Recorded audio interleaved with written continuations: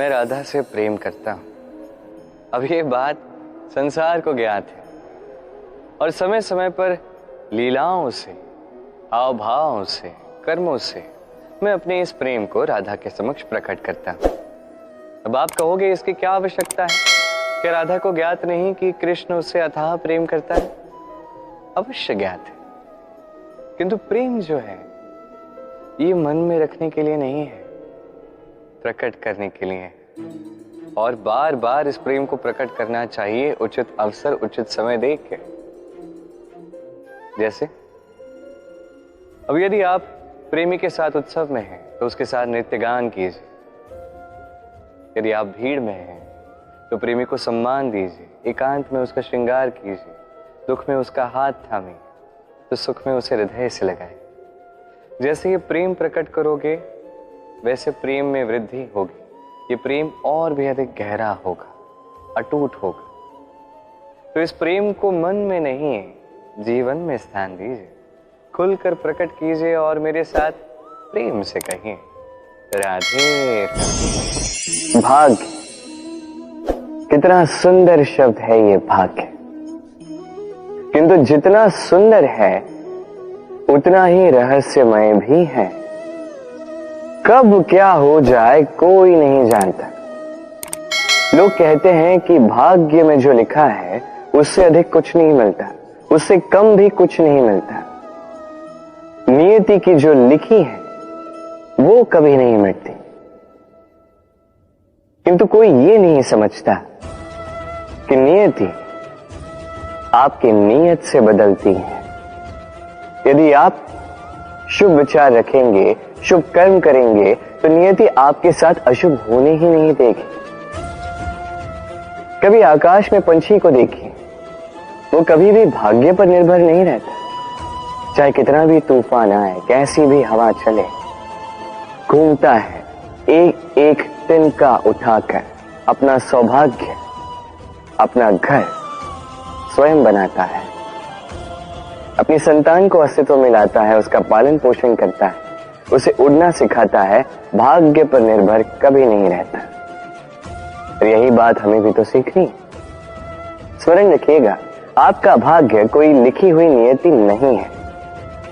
आपका भाग्य वो सत्य है जो दिन प्रतिदिन आप स्वयं लिखते हैं, कुछ अपने परिश्रम से, कुछ आपकी नियत से।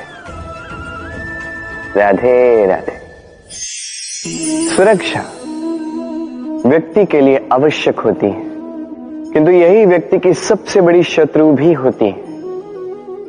कैसे? सोचिए, एक व्यक्ति जब सुरक्षित वातावरण में होता है तब उसमें आलस आ जाता है। वो जानता है कि ना मुझे भविष्य के लिए कुछ करना है, ना आज के लिए कुछ करना है, केवल जीवन जीना है। इस सुरक्षा चक्र से बाहर निकलना अति आवश्यक है। सोचिए, पंछी जो अपनी संतान को जन्म देता है, कुछ समय के पश्चात उसे घोंसले से निकाल देता है। क्यों?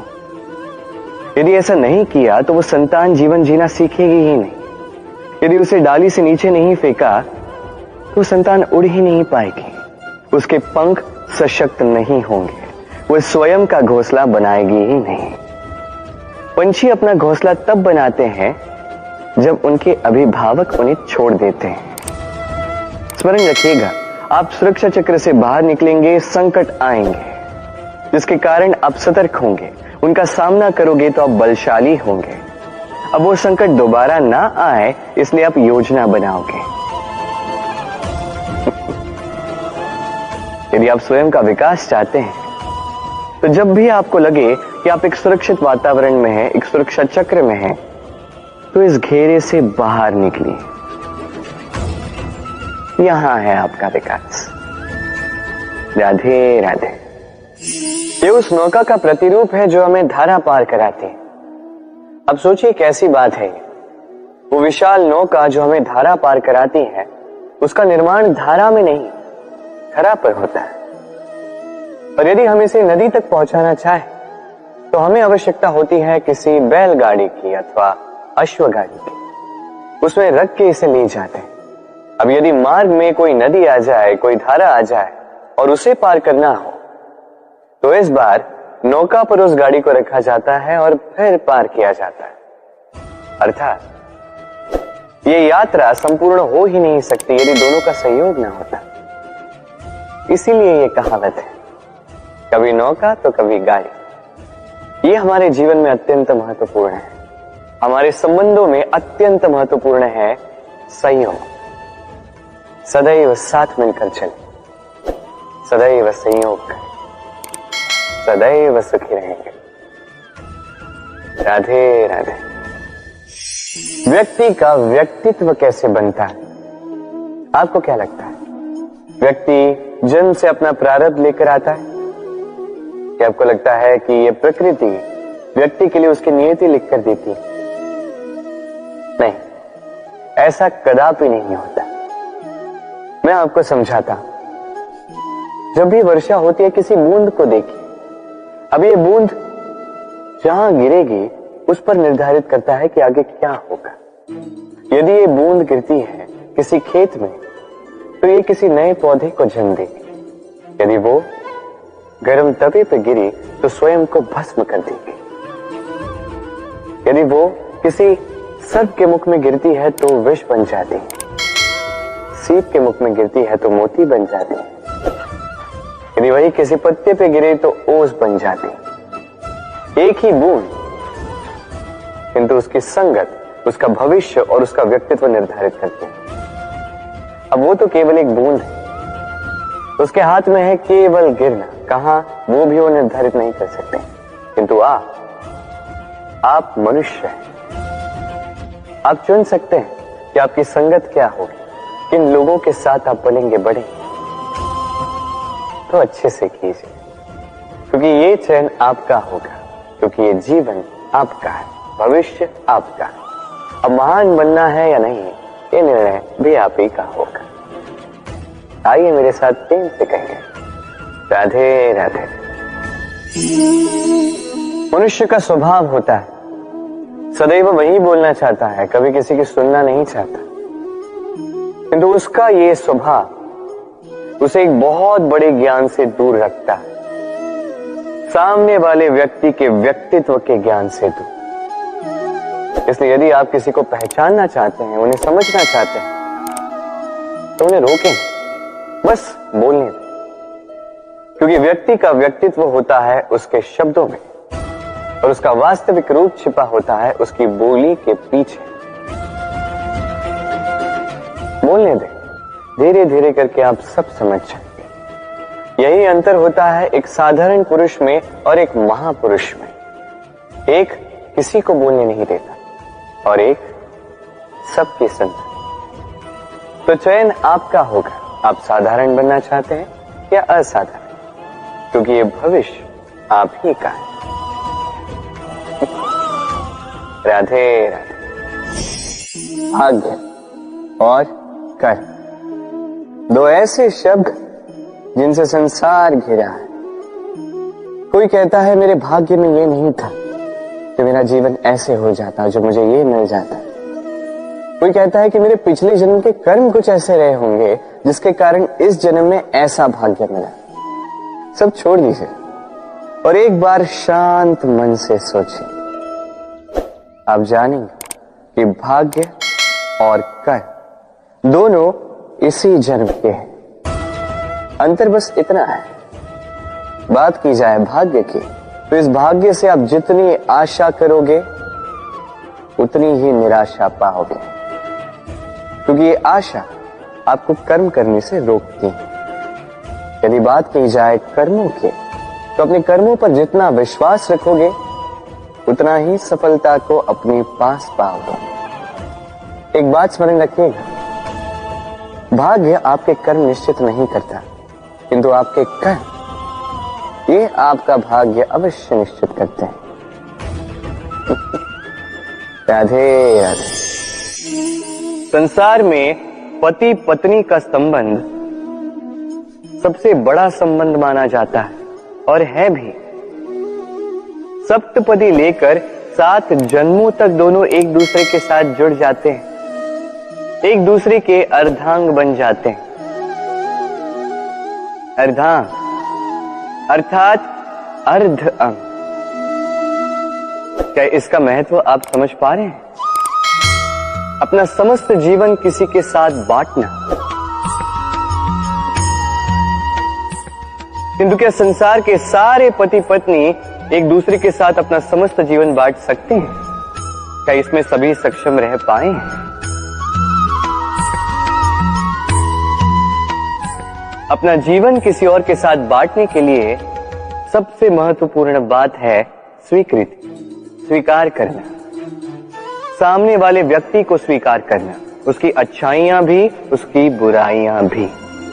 संपूर्णतः रूप से व्यक्ति को स्वीकार करना होगा, तभी ये संबंध बढ़ेगा, तभी ये संबंध और भी सुंदर बनेगा। एक दूसरे के दोष ढूंढना, उन्हें गिनाना, ये केवल और केवल एक ही कार्य करता है, इस संबंध के जीवन का नाश करता है। बस बदले में होना ये चाहिए, एक दूसरे के दोष समझकर उन्हें आभास करवाए बिना उन्हें सुधार देना चाहिए, उनकी कमियों को उनकी शक्ति बना देनी चाहिए। यही तो होता है दाम्पत्य, यही होता है बुराइयों का दमन, और यही होता है गुणों का उदय। राधे राधे। इस जीवन में मनुष्य केवल 3 चीजों के पीछे भागता है। छाया अर्थात सहारा, संबंध। काया अर्थात सुंदर सुबल शरीर, और तीसरी मां अर्थात ऐश्वर्य। अब अचंभित करने वाली बात यह है कि समय आने पर यही 3 वस्तुएं हैं जो सबसे पहले आपका त्याग करती हैं। अंधकार में छाया आपको त्याग देती है, बुढ़ापे में काया आपको त्याग देती है, और अंत में ये माया भी आपको त्याग ही देती है। ये कुछ काम नहीं आता जिसके पीछे आप जीवन भर दौड़े जा रहे थे। यदि कुछ काम आता है तो वो है आपका प्रेम पूर्ण व्यवहार जो आपने संसार को दिया। ये प्रेम ही है जो अंधकार में दिया बनकर आपको प्रकाश देगा। ये प्रेम ही है जो बुढ़ापे में हाथ बनकर आपको शक्ति देगा, सहारा देगा। और जब आपके पास धन नहीं होगा तब यही प्रेम आपको संयोग देगा। इसलिए इस जीवन में यदि कुछ कमाना है तो केवल प्रेम कमाएं। यदि आप भी मेरी बातें दूर की सोचते हैं तो केवल प्रेम कमाएं, और आप इसी प्रेम के साथ कहीं राधे राधे। संसार में नियति बहुत कुछ निश्चित करती है, जैसे हर एक वस्तु की सीमा। शरीर से जाने वाला जल, उसकी सीमा भी नियति निश्चित कर चुकी है। कैसे? देखिए, यदि आपने उचित समय पर परिश्रम करके अपना पसीना नहीं बहाया तो कुछ समय पश्चात आपको अश्रु अवश्य बहाने होंगे, क्योंकि सब कुछ यदि भाग्य से मिल भी जाए उसे कर्म से रक्षित करना पड़ता है।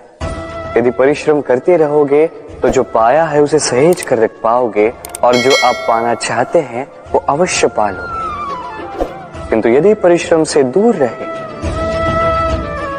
तो जो पाया है उसे तो खो ही दोगे, और जो पाना चाहते हैं उसका तो प्रश्न ही नहीं होता, और बहाओगे तो केवल अश्रु।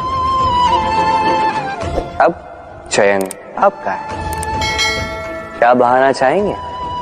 पसीना या अश्रु? राधे राधे। तभी आप किसी झरने के पास बैठे और बस ध्वनि सुनी। हाँ, वो ध्वनि मन को शांत ही कर देती है, हम एक आनंद सा भर देती है। तो इसे मैं कहता हूं नैसर्गिक संगीत।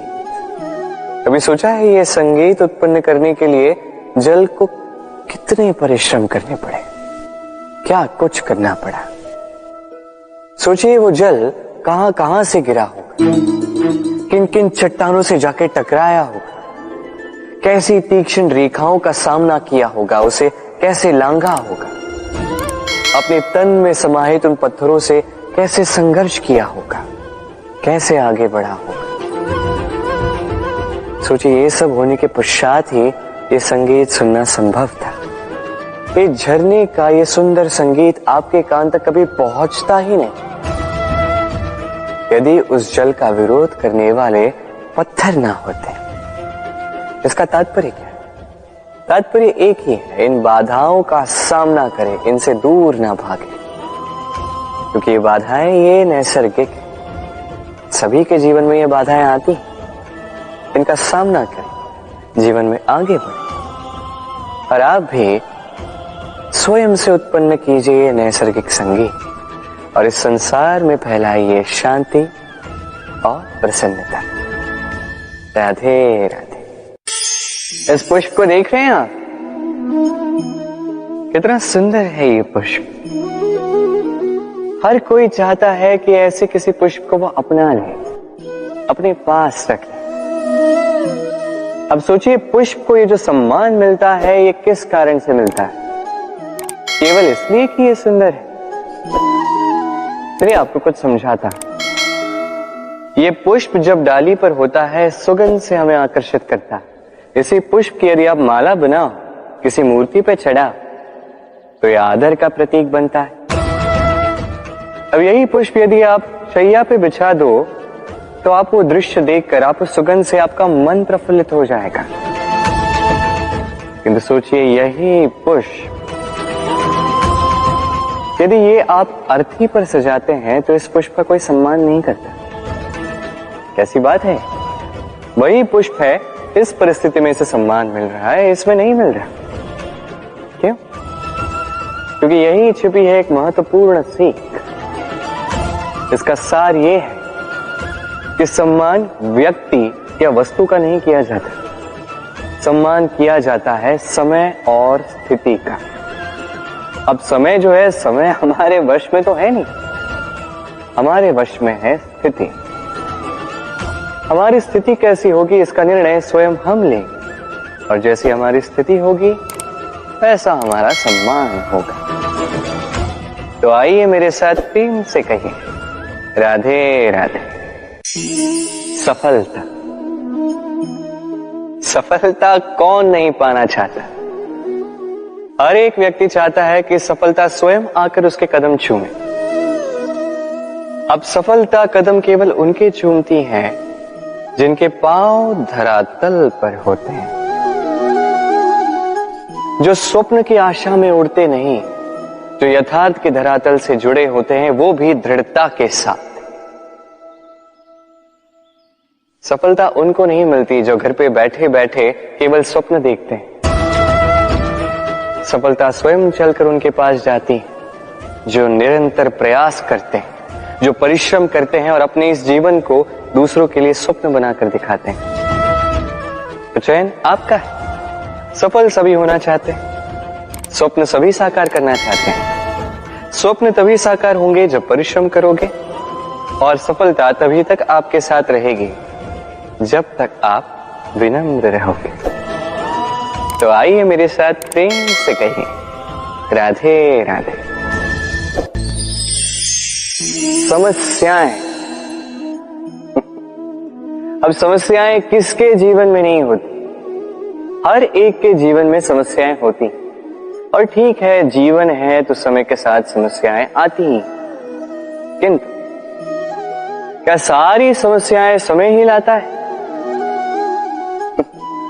नहीं, आप सारी समस्याओं का श्रेय समय को नहीं दे सकते। ये अधिकतर समस्याएं तो ऐसी होती हैं जिन्हें हम स्वयं आमंत्रित करते हैं कि समस्याओं आओ, मैं आपकी प्रतीक्षा कर रहा हूं। कैसे?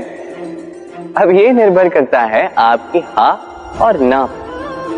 अधिकतर समस्याएं इसलिए आती क्योंकि हम बार बार हाँ कहते जाते हैं, और अधिकतर समस्याएं इसलिए आती हैं क्योंकि हम उचित समय पर ना नहीं कह पाते। इसलिए बिना सोचे समझे किसी भी बात या किसी भी प्रस्ताव का समर्थन करना आपको बहुत बड़े संकट में डाल सकता है। वहीं कभी ना कह पाना ये आपको उससे भी बड़े संकट में डाल सकता है। इसलिए स्मरण रखिए ये अत्यंत महत्वपूर्ण सीख, सदैव सोच समझ कर ही हाँ कीजिए और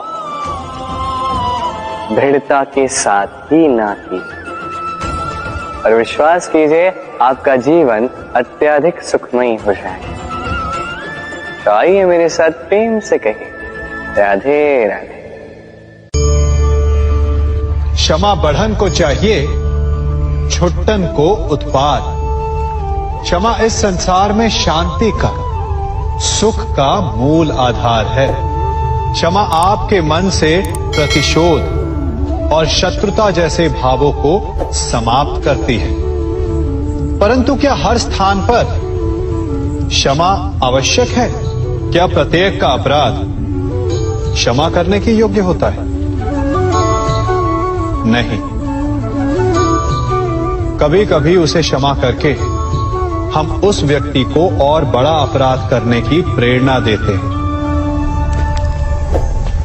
और ऐसा ही अपराध है स्त्री का मान भंग करना, जिसमें क्षमा की कोई अवस्था नहीं। यदि सिंह भूल से गाय के बछड़े का अखेट कर ले तो उसे क्षमा किया जा सकता है, परंतु यदि वो नरभक्षी हो जाए तो उसके केवल दो स्थल होते हैं, या तो पिंजरा या फिर मृत्यु की गोद। कुछ परिस्थितियों में क्षमा के स्थान पर दंड देना आवश्यक होता है, क्योंकि ये दंड का भय ही है जो लोगों को वो अपराध करने से रोकता है। संसार में सबसे बड़ा क्या है? अभिमान और बाहुबल या विश्वास और आस्था? निश्चित रूप से बाहुबल के महत्व को नकारा नहीं जा सकता। मनुष्य अपने बाहुबल से पर्वत को मैदान बना सकता है, सागर सुखा सकता है, मरुस्थल में नदियां बहा सकता है, परंतु बाहुबल को सहारा होता है विश्वास का। यदि मन में विश्वास ना हो तो बाहुबल किसी काम का नहीं। वो कौन सा बल है कि मोर आकाश की ओर ताकते हैं? वो विश्वास ही तो है जिसके कारण वर्षा होती है और दोनों की प्यास बुझती है। परंतु जब आपके बाहुबल का सामना धर्म के विश्वास से होता है तो बाहुबल हार जाता है और जीतता है विश्वास। विजय होती है आस्था की। यदि आप सत्य के मार्ग पर चल रहे हैं और आप अपने इष्ट में आस्था रखते हैं तो किसी भी पापी का बल आपका कुछ नहीं बिगाड़ सकता। हम में से ऐसा कोई नहीं जिनकी परछाई उनसे दूर रहती। हमारी परछाई सदैव हमारे साथ रहती है। कदाचित हमारी परछाई हमारे कर्मों के फलों का संकेत है। कदाचित इसी कारण कई बार हमें अपनी परछाई से भय भी लगता है, परंतु इस भय से निवारण पाने का एक साधन अवश्य है। वो है सूर्य की ओर मुख करना या किसी प्रकाश के स्रोत की ओर मुख करना, क्योंकि तब हमें हमारी परछाई दिखाई नहीं देती। यदि इसे जीवन के संदर्भ में देखें तो ये प्रकाश का स्रोत शुभ कर्मों की चेतना है। यदि आपके मन में शुभ कर्म करने की इच्छा है तो आपको कभी भी अपने कर्मों के फल का भय नहीं होगा, क्योंकि यदि आपका मन शुद्ध होगा तो आपके कर्म शुद्ध होंगे और शुद्ध कर्मों का फल कभी अशुद्ध नहीं हो सकता। आज मैं आप सबको एक कथा सुनाता हूं। एक दिन प्रातः एक व्यापारी अपने घर से निकला।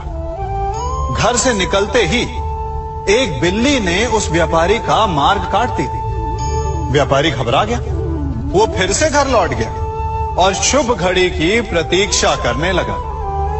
और जब वो पुनः अपने घर से निकला, तब वो वाहन जा चुका था जिससे राजा तक पहुंचकर उसे भेंट देनी थी। राजा को भेंट नहीं मिली। राजा क्रोधित हो गए। राजा ने उस व्यापारी का व्यापार बंद करवा दिया। इस कारण व्यापारी क्रोधित होकर घर पर अपनी पत्नी से लड़ बैठा। पत्नी अपने बच्चों समेत मैके वापस चली गई और उस व्यापारी के जीवन में यदि कुछ रह गया था तो केवल अंधकार। और इन सब का कारण वो उस बिल्ली को मानता रहा जिसने उसका मार्ग काटा था। ऐसा ही एक दूसरा व्यापारी राजा को भेंट देने निकला और उस व्यापारी का मार्ग भी एक बिल्ली ने काट दिया। वो व्यापारी तनिक घबराया, परंतु उसने आगे बढ़ना अधिक उचित समझा। राजा तक वो समय पर पहुंचा। उसने राजा को भेंट की। राजा प्रसन्न हुए और राजा ने व्यापारी को अपना व्यापार बढ़ाने की अनुमति दी, स्वर्ण आभूषण दी। जब व्यापारी घर पर पहुंचा तो पत्नी को आभूषण और अपने बच्चों को देने के लिए वस्त्र थे उसके पास। हर ओर प्रसन्नता थी। समझ रहे हैं ना? दोनों के साथ एक ही प्रकार की घटना हुई, परंतु दोनों की प्रतिक्रिया भिन्न थी। ऐसा ही हमारा जीवन भी है। हमारे जीवन में प्रारब्ध का अपना स्थान है, परंतु उससे कई अधिक महत्वपूर्ण हमारी प्रतिक्रिया, हमारे सोच का प्रभाव है, क्योंकि यही हमारे जीवन को आकार देते हैं। इसलिए अपनी सोच को सकारात्मक रखिए। आपका जीवन सदैव आनंदमय रहेगा। कभी किसी पक्षी को घोंसले की नींव बनाते देखा है? अथक परिश्रम करके तिनका तिनका बिटोर कर वो पक्षी अपना घोंसला बनाता है, अपनी संतान के लिए एक सुरक्षित घर बनाता है। और फिर कहीं से तीव्र आंधी आती है, भारी वर्षा होती है और उसका घोंसला तिनका तिनका करके बिखर जाता है। फिर वो पक्षी क्या करता है? वो रोता नहीं, ना ही विलाप करता है। वो बिना विलंब करे फिर से अपना घोंसला बनाना प्रारंभ कर देता है और सफलता पाता है। फिर हम क्यों छोटी छोटी असफलता से भयभीत होकर परिश्रम करना छोड़ देते हैं? एक बात सदा स्मरण रखिएगा, हर वृक्ष कुल्हाड़ी की एक मार से नीचे नहीं गिरता, हर चट्टान घन के एक प्रहार से नहीं टूटती। सफलता पाने के लिए अनावरत परिश्रम करना ही मात्र एक मार्ग है। स्वीकारण, सत्य का स्वीकारण मनुष्य के लिए बहुत ही महत्वपूर्ण है। जब तक मनुष्य सत्य को स्वीकार नहीं करता, उसे असत्य से लड़ने की शक्ति प्राप्त नहीं होती। जब आप भोजन करते हैं तो क्या होता है? आपका पेट स्वीकारता है कि वो भर चुका है और आप भोजन करना बंद कर देते हैं। जब आपको निद्रा आती है तो क्या होता है?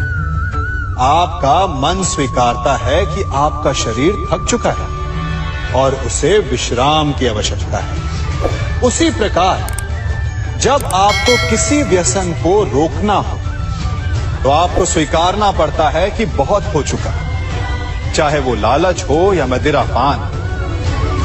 उस व्यसन का त्यागना तभी प्रारंभ होता है जब आप ये स्वीकार कर लेते हैं कि आप उस व्यसन के बंधक हैं।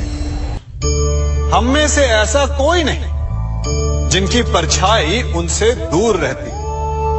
हमारी परछाई सदैव हमारे साथ रहती है। कदाचित हमारी परछाई हमारे कर्मों के फलों का संकेत है। कदाचित इसी कारण कई बार हमें अपनी परछाई से भय भी लगता है, परंतु इस भय से निवारण पाने का एक साधन अवश्य है। वो है सूर्य की ओर मुख करना या किसी प्रकाश के स्रोत की ओर मुख करना, क्योंकि तब हमें हमारी परछाई दिखाई नहीं देती। यदि इसे जीवन के संदर्भ में देखें तो ये प्रकाश का स्रोत शुभ कर्मों की चेतना है। यदि आपके मन में शुभ कर्म करने की इच्छा है तो आपको कभी भी अपने कर्मों के फल का भय नहीं होगा, क्योंकि यदि आपका मन शुद्ध होगा तो आपके कर्म शुद्ध होंगे और शुद्ध कर्मों का फल कभी अशुद्ध नहीं हो सकता। आज मैं आप सबको एक कथा सुनाता हूं। एक दिन प्रातः एक व्यापारी अपने घर से निकला। घर से निकलते ही एक बिल्ली ने उस व्यापारी का मार्ग काट दी। व्यापारी घबरा गया। वो फिर से घर लौट गया और शुभ घड़ी की प्रतीक्षा करने लगा। और जब वो पुनः अपने घर से निकला तब वो वाहन जा चुका था जिससे राजा तक पहुंचकर उसे भेंट देनी थी। राजा को भेंट नहीं मिली। राजा क्रोधित हो गए। राजा ने उस व्यापारी का व्यापार बंद करवा दिया। इस कारण व्यापारी क्रोधित होकर घर पर अपनी पत्नी से लड़ बैठा। पत्नी अपने बच्चों समेत मैके वापस चली गई और उस व्यापारी के जीवन में यदि कुछ रह गया था तो केवल अंधकार। और इन सब का कारण वो उस बिल्ली को मानता रहा जिसने उसका मार्ग काटा था। ऐसा ही एक दूसरा व्यापारी राजा को भेंट देने निकला और उस व्यापारी का मार्ग भी एक बिल्ली ने काट दिया। वो व्यापारी तनिक घबराया, परंतु उसने आगे बढ़ना अधिक उचित समझा। राजा तक वो समय पर पहुंचा। उसने राजा को भेंट दी। राजा प्रसन्न हुए और राजा ने व्यापारी को अपना व्यापार बढ़ाने की अनुमति दी, स्वर्ण आभूषण दी। जब व्यापारी घर पर पहुंचा तो पत्नी को आभूषण और अपने बच्चों को देने के लिए वस्त्र थे उसके पास। हर ओर प्रसन्नता थी। समझ रहे हैं ना? दोनों के साथ एक ही प्रकार की घटना हुई, परंतु दोनों की प्रतिक्रिया भिन्न थी। ऐसा ही हमारा जीवन भी है। हमारे जीवन में प्रारब्ध का अपना स्थान है, परंतु उससे कई अधिक महत्वपूर्ण हमारी प्रतिक्रिया, हमारे सोच का प्रभाव है, क्योंकि यही हमारे जीवन को आकार देते हैं। इसलिए अपनी सोच को सकारात्मक रखिए। आपका जीवन सदैव आनंदमय रहेगा। हम में से ऐसा कोई नहीं जिनकी परछाई उनसे दूर रहती। हमारी परछाई सदैव हमारे साथ रहती है। कदाचित हमारी परछाई हमारे कर्मों के फलों का संकेत है।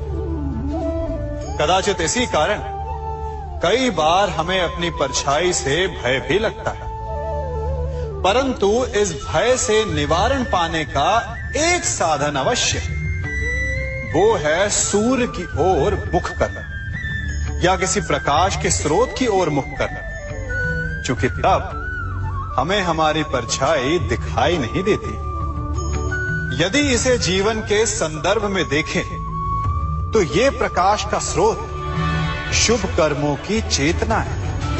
यदि आपके मन में शुभ कर्म करने की इच्छा है तो आपको कभी भी अपने कर्मों के फल का भय नहीं होगा, क्योंकि यदि आपका मन शुद्ध होगा तो आपके कर्म शुद्ध होंगे और शुद्ध कर्मों का फल कभी अशुद्ध नहीं हो सकता।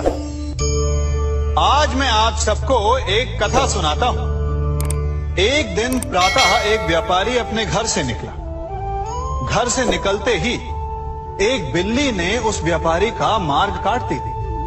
व्यापारी घबरा गया। वो फिर से घर लौट गया और शुभ घड़ी की प्रतीक्षा करने लगा।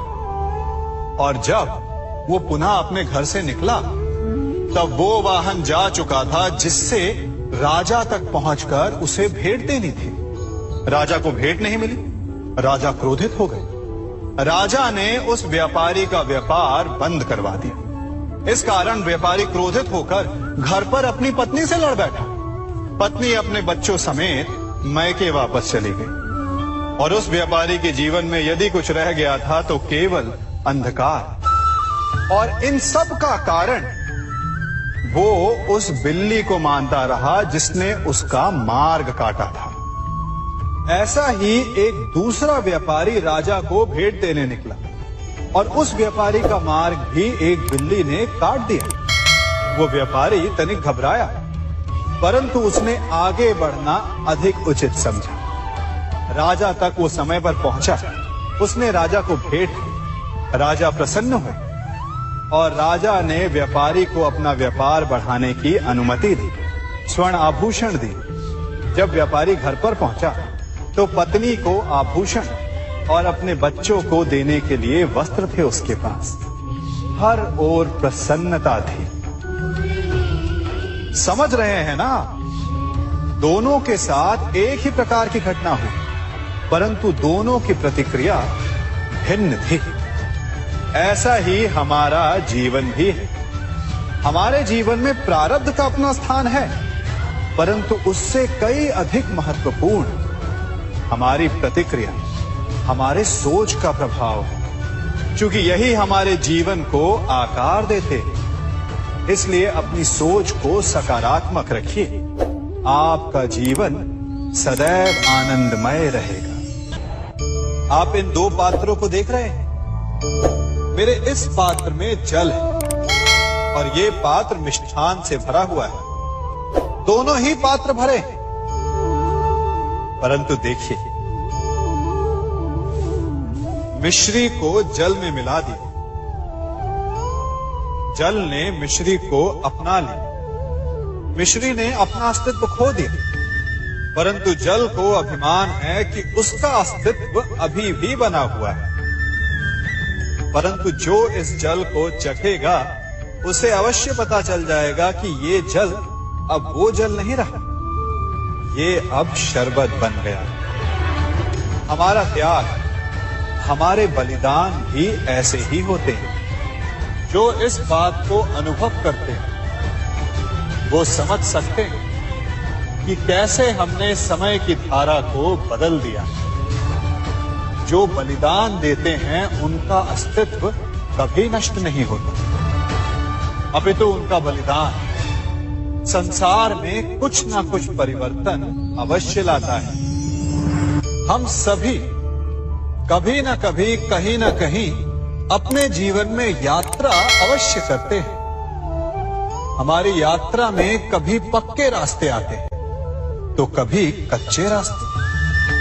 पक्के रास्ते मनुष्य बनाता है और कच्चे रास्ते जानते हैं कैसे बनते हैं? चलते चलते बन जाते हैं। जब लोग एक स्थान से जाते हैं तो पैरों के दबाव से नीचे की घास कुचल जाती है। बार बार उस मार्ग से जाने से धीरे धीरे मार्ग स्वतः ही बन जाता है। और यही जीवन है, यही नियति है। जब आपके जीवन में आपको मार्ग ना मिले तो रुकिए नहीं, आगे बढ़ते रहिए और आपके पैरों के दबाव से मार्ग स्वतः ही बन जाएगा। हम सभी अपने जीवन में सफलता चाहते हैं, है ना? उसके लिए हम रात दिन परिश्रम करते हैं, कड़ी मेहनत करते हैं, परंतु फिर भी असफल हो जाते हैं। परंतु ऐसा क्यों होता है? कभी सोचा आप सबने? क्योंकि सफलता पाने का मंत्र बड़ा कठिन नहीं, बड़ा सरल है। उचित विचार, उचित समय, उचित स्थान पर उचित प्रहार। जब आपके विचार, समय, स्थान और प्रहार यानी परिश्रम उचित है तो सफलता आप ही को मिलेगी। जिस प्रकार एक लोहार लोहे से कुछ बनाते समय उस लोहे के सही ताप तक के आने की प्रतीक्षा करता है और समय आने पर उचित स्थान पर पर्याप्त बल से प्रहार करता है और लोहा आकार ले लेता है, ठीक उसी प्रकार आपकी सफलता भी आकार लेती है।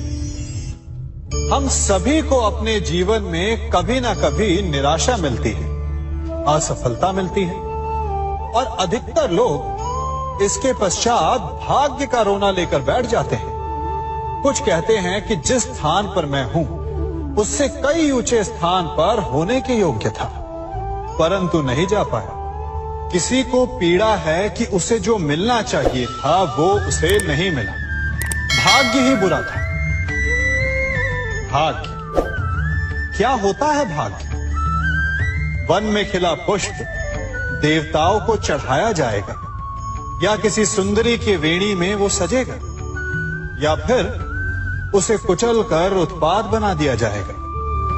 ये सब एक पुष्प के नियंत्रण में नहीं होता, परंतु जब तक उस पुष्प का अस्तित्व है, सुगंध बिखेरना उसके वश में अवश्य है। परंतु भाग्य हमारे वश में नहीं, और जो हमारे वश में नहीं उसके लिए दुखी होने से क्या होगा। कर्म पर वश है, वो कीजिए और धीरे धीरे भाग्य आपके वश में आ जाएगा, क्योंकि कर्म ही प्रधान है। सम्मान। मनुष्य के जीवन में सम्मान का बहुत अधिक महत्व है। वो उसे अपने हृदय, अपने मन से जोड़कर रखता है। कदाचित इसीलिए हम शत्रु के सम्मान पर चोट पहुंचाते हैं, ताकि उसे पीड़ा पहुंचाई जा सके। परंतु ऐसा करने से सावधान रहे मित्रों।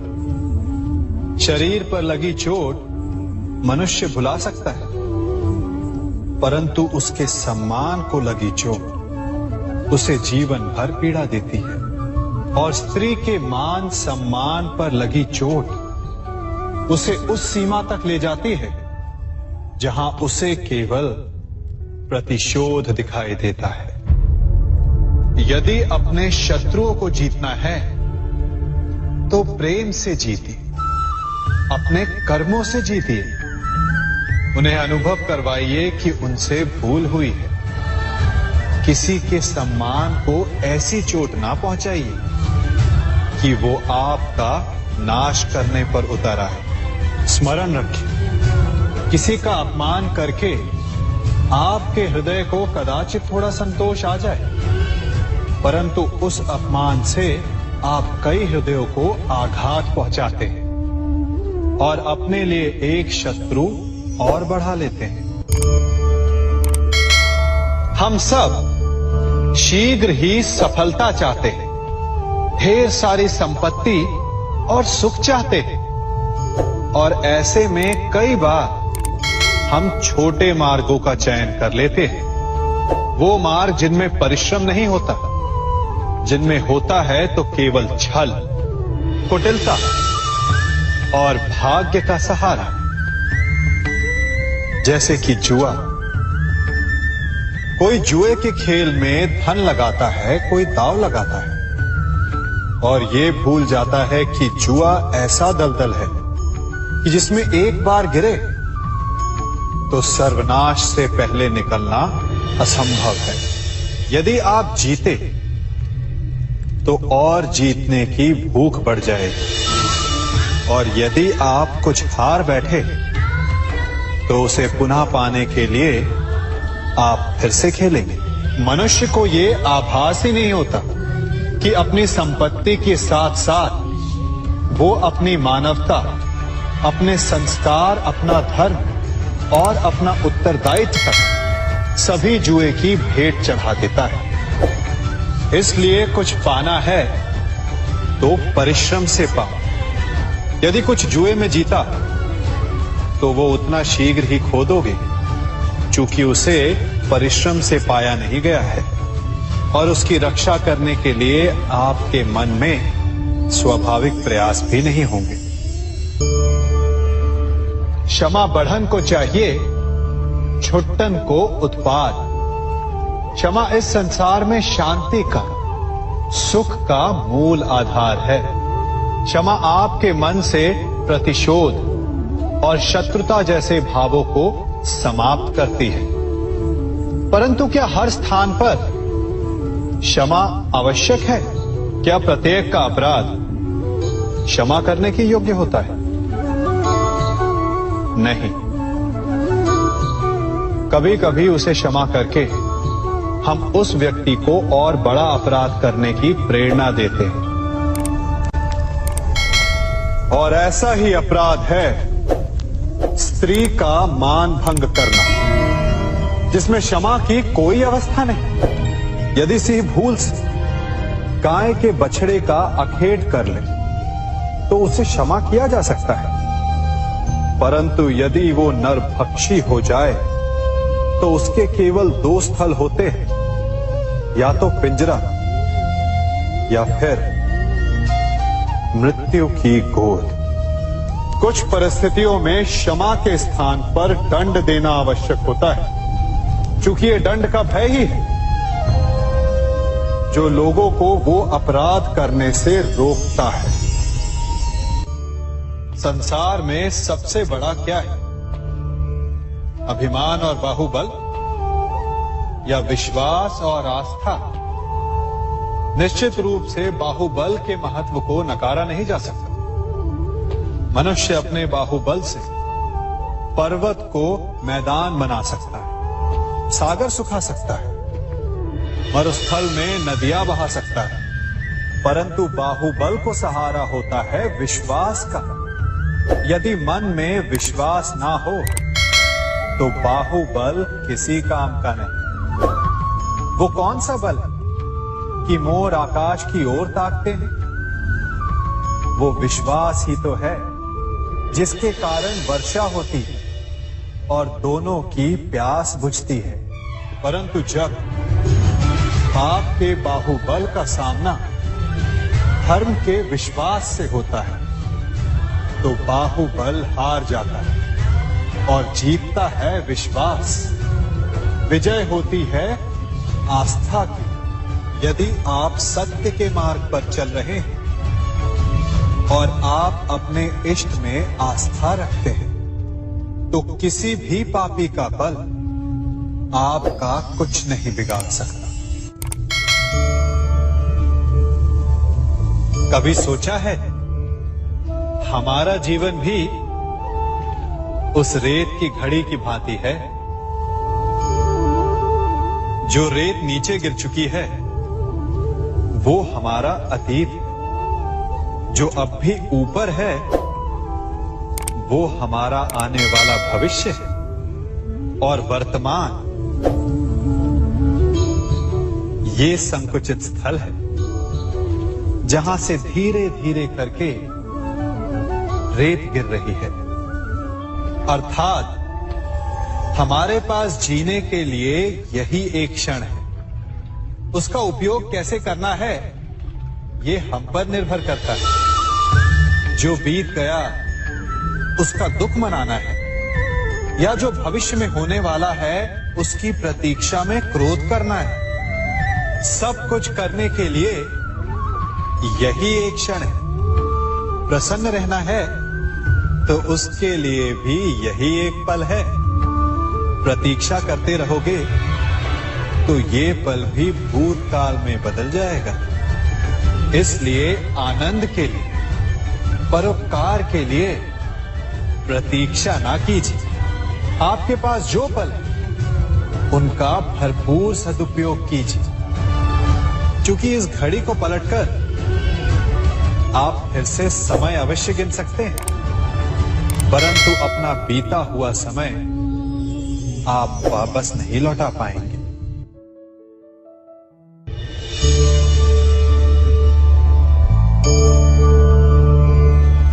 मनुष्य के जीवन में संतान का बहुत महत्व है।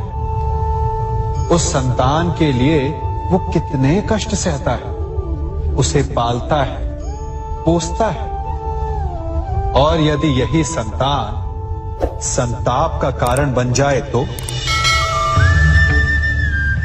क्या ये उसका दोष है?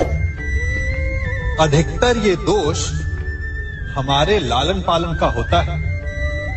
बचपन में बालक के हठ को मानकर हमें आनंद की अनुभूति अवश्य होती है, परंतु धीरे धीरे अपने बालक के हठ को मानकर उसके हठ के दास हो जाते हैं।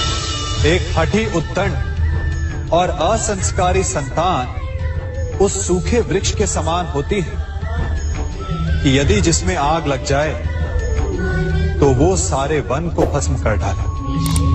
और स्मरण रहे, जब उसमें अग्नि लगती है तो सबसे पहले वो स्वयं के घर को ही भस्म करती है। इसलिए जब आवश्यकता हो तो अपनी संतान के हठ का विरोध करें, उसे रोकें, क्योंकि यदि समय रहते ऐसा ना किया गया तो भविष्य में इस समस्या के परिणाम गंभीर हो सकते हैं। प्रतिज्ञा, वचन, ये सब मनुष्य ने समाज को सही दिशा में रखने के लिए बनाए हैं। वो मनुष्य ही क्या जिसके जीवन में नियम ना हो, जिनका वो पालन ना करे, परंतु समय के साथ चलने के लिए नियमों को बदलना भी आवश्यक होता है, क्योंकि ये आज का समय ही तो है जो बीत जाने के पश्चात इतिहास बन जाएगा। यदि आवश्यकता पड़ने पर नियम और प्रतिज्ञा भंग ना की जाए, समय की मांग के अनुरूप अपनी प्रतिक्रिया ना बदली जाए, तो इतिहास हमें कभी क्षमा नहीं करेगा। आवश्यकता पड़ने पर आपकी तोड़ी हुई एक प्रतिज्ञा, एक बंधन कभी कभी पूरे मानव इतिहास को बड़े विनाश से बचा सकता है। इसलिए नियम, प्रतिज्ञा, वचन कुछ नहीं, कुछ है तो केवल समय, जिसके अनुरूप चलने वाला ही सफल। मनुष्य का स्वभाव होता है सदैव वही बोलना चाहता है, कभी किसी की सुनना नहीं चाहता, किंतु उसका ये स्वभाव उसे एक बहुत बड़े ज्ञान से दूर रखता है, सामने वाले व्यक्ति के व्यक्तित्व के ज्ञान से दूर। इसलिए यदि आप किसी को पहचानना चाहते हैं, उन्हें समझना चाहते हैं, तो उन्हें रोकें, बस बोलने दें, क्योंकि व्यक्ति का व्यक्तित्व होता है उसके शब्दों में और उसका वास्तविक रूप छिपा होता है उसकी बोली के पीछे। बोलने दें, धीरे धीरे करके आप सब समझ जाएंगे। यही अंतर होता है एक साधारण पुरुष में और एक महापुरुष में। एक किसी को बोलने नहीं देता और एक सबकी सुनता। तो चयन आपका होगा, आप साधारण बनना चाहते हैं या असाधारण, क्योंकि ये भविष्य आप ही का है। राधे राधे। पक्षीराज कहलाता है बाज। बाज की जीवन आयु लगभग 70 वर्ष। अब 40 वर्ष में आते आते उसके पंजे लंबे और लचीले हो जाने लगते हैं, चोंच टेढ़ी हो जाती, पंख भारी हो जाते, अर्थात वो भव्य उड़ान नहीं है, वो शक्ति नहीं। अब बाज क्या करे? बाज सबसे कठिन चयन करता है, चयन स्वयं की पुनर्स्थापना का। सर्वप्रथम किसी विशाल पर्वत पर जाता है, एकांत में अपना एक घोंसला बनाता है और फिर चट्टान पर अपनी चोंच मार मार के अपनी चोंच ही तोड़ देता है। फिर प्रतीक्षा करता है चोंच के पुनः उग जाने की। फिर वही अपने पंजों के साथ भी करता है। तत्पश्चात अपने भारी पंख एक एक करके स्वयं नोच के निकाल देता है। फिर 150 दिन की पीड़ा सहने के पश्चात उसे फिर मिलती है वही भव्य उड़ान, वही शक्ति, और फिर वो जीवन के अगले 30 वर्ष जीता है। क्या समझे? यदि इच्छा शक्ति हो तो एक दुर्बल भी बली बन सकता है। आप भी यही कीजिए, अपने बीते हुए कल के अस्तित्व का भार त्याग दीजिए और कल्पना की एक उन्मुक्त उड़ान भरी, स्वयं की पुनर्स्थापना करिए, तभी सर्वश्रेष्ठ बनेंगे। और स्मरण रखिए, ये छोटे छोटे आरंभ ही बड़े बड़े शिखर तक ले जाते हैं। तो आइए और मेरे साथ प्रेम से कहिए, राधे राधे। बल, शक्ति, पराक्रम इस संसार के विकास का मूल है। परंतु कभी सोचा है कि प्रकृति ने हमें ये बल, शक्ति, पराक्रम क्यों दिए? ताकि हम जीवन में किसी का उद्धार कर सके, किसी की सहायता कर सके, किसी के लिए कुछ अच्छा कर सके, किसी निर्धनी, किसी दुर्बल की रक्षा हम कर सके। इस बल, इस शक्ति का सदुपयोग कर सके। कभी आप देखिए किसी ऐसे व्यक्ति को जिसके पास अटल शक्ति है पर साथ ही अटल अहंकार भी, जो स्वयं को ही सर्वश्रेष्ठ मान लेता है, बुरे कर्म करता है, आप देखेंगे कि प्रकृति और मनुष्य उसे तोड़ने की साधना में लग जाते हैं। स्मरण रखिए, विशाल से विशाल पर्वत क्यों ना हो, यदि वो मार्ग में है तो उसे तोड़ के मार्ग प्रशस्त किया ही जाता है। तो यदि आपके पास शक्ति है, बल है, पराक्रम है, तो इसका सदुपयोग कीजिए, किसी की सहायता कीजिए, किसी की रक्षा कीजिए। यदि आप अपनी शक्तियों का दुरुपयोग करते हैं तो स्मरण रखिए, आप अपने ही विनाश को आमंत्रित कर रहे हैं। अब बल अर्जित करने के पश्चात, ये शक्ति अर्जित करने के पश्चात आप स्वयं का विनाश चाहते हैं या इस संसार का उद्धार चाहते हैं, निर्णय आपका है। राधे राधे। मनुष्य और धन, इन दोनों में संबंध अत्यंत गहरा है। धन वो शक्ति है जिसका उपयोग मनुष्य करता है सांसारिक वस्तुओं को खरीदने के लिए, अपना जीवन यापन करने के लिए, और मनुष्य वो शक्ति है जो धन को महान बना देती है। अब एक बात है, उपयोग करना चाहिए धन का और प्रेम करना चाहिए मनुष्य से। ये बात अधिकतर लोग समझ नहीं पाते। लोग यही सबसे बड़ी भूल कर बैठते हैं। वो प्रेम करते हैं धन से और उपयोग करते हैं मनुष्य का। ये अनुचित है। देखिए, आप किसी सुई से युद्ध नहीं लड़ सकते, ना किसी तलवार से आप वस्त्र सी सकते नहीं। क्या किसके लिए है ये समझना आवश्यक है। आप भी उचित दिशा में कदम उठाइए। प्रेम कीजिए मनुष्य से और उपयोग कीजिए धन का। यदि आप मनुष्य का उपयोग करने लगे तो आपको प्रेम होने लगेगा धन से। ये प्रेम धीरे धीरे परिवर्तित होगा लोभ में और धीरे धीरे ये आपका अंत कर ही देगा। तो सभी मनुष्यों से प्रेम कीजिए और इसी प्रेम के साथ कहें राधे राधे। सफलता कौन नहीं चाहता। सफलता को प्राप्त करने का, शिखर पर पहुंचने का अलग ही एक आनंद है। और जीवन में अपने कौन नहीं चाहता। हर एक व्यक्ति चाहता है कि जीवन में मेरे कुछ अपने हों जो सदैव मेरे साथ रहे, क्योंकि अपनों के साथ ही तो सफलता का आनंद सबसे अधिक आता है। परंतु होता क्या है, कई बार सफलता की खोज में उस मार्ग पर चलते चलते हम अपनों से दूर हो जाते हैं, ना चाहकर भी कभी कभी हो जाते हैं। उन्हें समय नहीं दे पाते, कभी कभी भूल जाते हैं कि सफलता का वास्तविक आनंद अपनों के साथ ही है। कि सफल होने के पश्चात जब हम अपनों से मिलते हैं, उनके नेत्रों में हमारे लिए जो भाव है, जो सम्मान है, जो प्रेम है, यही असली पुरस्कार भी है। हम भूल जाते हैं बात और अकेले हो जाते हैं। अधिकतर बार ये होता है। अधिकतर बार लोग जो सफल हैं वो अकेले रह जाते हैं। अब आप क्या चाहते हैं? आप असफल होकर अकेला रहना चाहते हैं या सफल होकर अपनों के साथ आनंद मनाना चाहते हैं? निर्णय आपका है। सफलता के पीछे भागिए, स्वयं को झोंक दीजिए, किंतु अपनों का साथ कभी मत छोड़िएगा।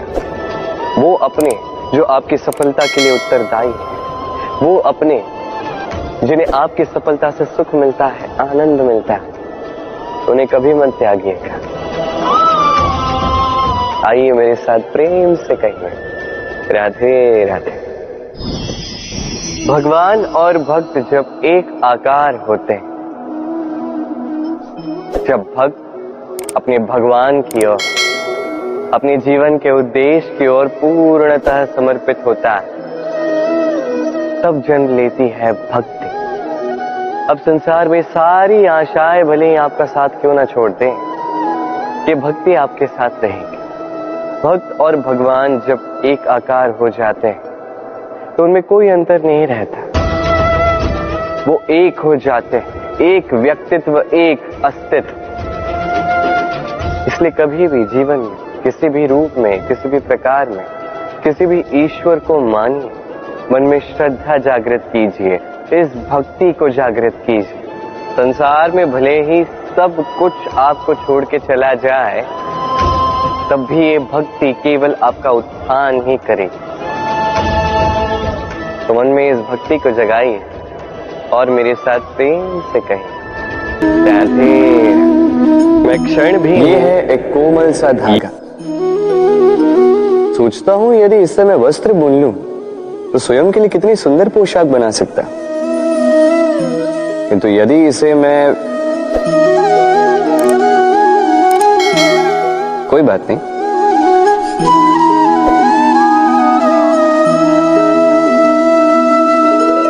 देखिए ये धागा तो जुड़ गया, बस इसमें अंतर यह है कि अब पहले जितना सरल नहीं है और इसकी लंबाई भी तनिक कम हो चुकी है।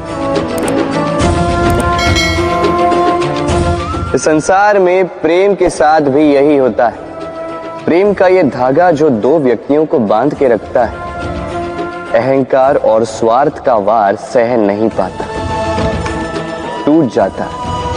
प्रयास करने पर यह संबंध भले ही पुनः जुड़ जाए, किंतु फिर भी पहले जैसे नहीं हो पाते, क्योंकि मन में गांठ बढ़ जाती है। इसलिए प्रेम को सहेज कर रखें, अहंकार और स्वार्थ से दूर रखें। राधे राधे। मेरे सामने है गैया का दिया गया दूध, जो 2 दिन तक टिकता है। यदि इस दूध को गर्म करके जमाया जाए तो बनता है दही, जो 3-4 दिन तक टिकता है। यदि इस दही को मथोगे तो बनता है माखन, जो सप्ताह तक चलता है। और यदि इस माखन को ताप दिया जाए तो बनता है घी, जो वर्षों तक खराब नहीं होता। अर्थ समझे? ताप और मंथन। जितना परीक्षाओं की कसौटी पर खरे उतरोगे, जितना कठिनाइयों का ताप सहोगे, जितना मंथन की चुनौतियां सहोगे, उतना ही यश, बल और सामर्थ्य बढ़ेगा। तो कर्म करो, कठिनाइयों का सामना करो और मंथन से मन को शुद्ध रखो। मन प्रसन्न होकर बोलेगा, राधे राधे। क्रोध एक ऐसी स्थिति जिसमें जीभ मन से अधिक गति से कार्य करती है। लालच वो मनस्थिति जिसमें स्वार्थ करुणा से अधिक गति से कार्य करता है। प्रतिशोध जिसमें व्यक्ति दूसरों से अधिक स्वयं को हानि पहुंचाकर सुख पाता है। और ईर्ष्या जिसमें व्यक्ति स्वयं के अस्तित्व को ही खो बैठता है, कुछ और ही बन जाता। दूसरी ओर आनंद वो स्थिति जिसमें आत्मा शरीर से अधिक प्रसन्न होती है। और प्रेम वो परम भाव जिसमें हमारा दुख सब में बट जाता है और सबका सुख हम में आ जाता है। तो आपको क्रोध, ईर्ष्या, लालच और प्रतिशोध में रहना है या आनंद में रहकर प्रेम से जीवन व्यतीत करना है? निर्णय आपका है, क्योंकि मैं तो अपना निर्णय कब का ले चुका। राधे राधे। कहते हैं शब्दों से बड़ा शस्त्र नहीं, किंतु कई बार मौन से बड़ी ढाल, मौन से बड़ा कवच नहीं होता।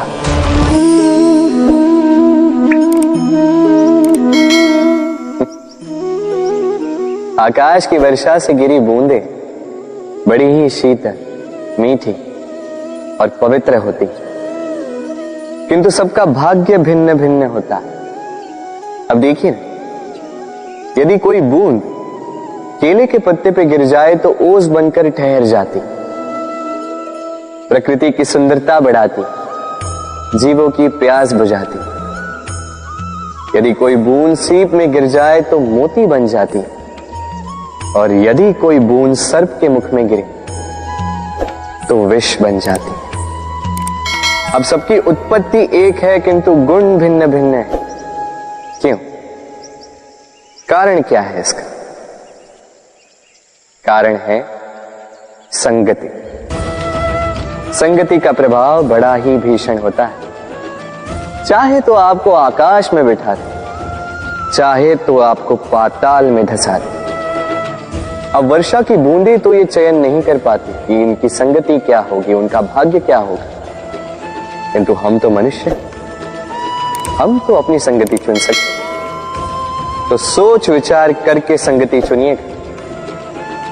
ये चयन आपका होगा और इसका परिणाम भी आप ही को भुगतना होगा। राधे राधे। संसार में ज्ञानी कौन है? वो जो वेदों का अर्थ समझता है, या वो जिसने जन्म और मृत्यु का रहस्य ज्ञात कर लिया, या वो जो 64 कलाओं में निपुण? नहीं, संसार में ज्ञानी वो जो केवल एक अंतर समझता है, अंतर मान लेने का और ठान लेने का। शब्द बड़े ही सरल हैं, किंतु यदि ध्यान से सोचोगे तो इसका अर्थ बड़ा ही महत्वपूर्ण है। आइए समझाता। यदि मान लो तो हार, किंतु यदि ठान लो तो जीत। यदि मान लो तो कोई अपना है, किंतु यदि ठान लो तो वो शत्रु। मान लो तो भगवान है, यदि ठान लो तो वो केवल एक पत्थर। बस इस अंतर को समझ लीजिए। संसार की हर वस्तु आपके समक्ष होगी। राधे राधे। दृष्टि प्रकृति द्वारा दी गई मनुष्य को सबसे बड़ी भेंट। वो दृष्टि जिसके कारण मनुष्य इस संसार को देख पाता है, अपने मार्ग को देख पाता है। किंतु संसार में दृष्टि पाकर भी सभी महान नहीं बन जाते, प्रसन्न नहीं हो पाते। प्रसन्न केवल वो होते हैं जिनका दृष्टिकोण शुभ होता है। अब जो गुलाब में कांटे ढूंढते हैं, वो अवश्य ही अपने हाथों को उन कांटों से घायल कर जाते हैं, क्योंकि उनकी दृष्टि केवल कांटों तक ही सीमित रहती है। किंतु सुगंधी बनाने वाले पंखुड़ियों को तो ढूंढ ही लेते हैं। क्यों? अब देखिए, जो अंधकार में प्रकाश पाना चाहते हैं, उन्हें दीपक भी सूर्य की भांति लगे। किंतु जो कमियां निकालना चाहते हैं, उन्हें दीपक के तल में भी अंधकार छिपा मिले। जो प्रेम पाना चाहते हैं, वो परायों में भी स्नेह ढूंढ ही लेंगे। अन्यथा किसी को पाकर भी उनसे अनजान रहने वालों की कमी नहीं। दृष्टि हमें दिखाती है, किंतु दृष्टिकोण हमें वो दिखाता है जो हम देखना चाहते हैं। जो आपकी सोच होगी वही सच बनकर आपके समक्ष आएगा। इसलिए आपके विचार शुभ रखिए और प्रेम से कहिए। राधे राधे।